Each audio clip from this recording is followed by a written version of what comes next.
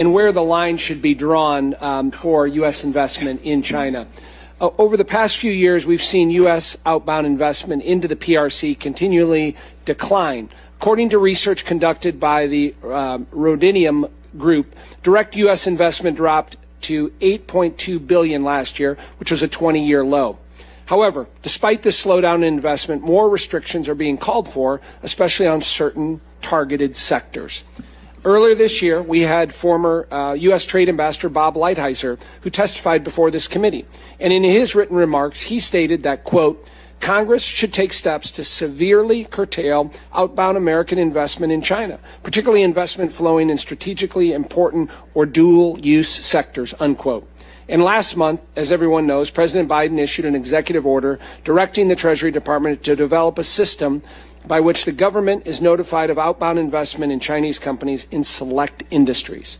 Additionally, the executive order grants Treasury, in consultation with the Department of Commerce, the authority to restrict certain investments in national security technologies. Mr. Clayton, I'll start with you. As we look at this, do you agree, first of all, do you agree with Mr. Lighthizer's assessment that we should severely curtail outbound investment? And then as we look at how do you restrict those outbound investments in China, where do we draw that line?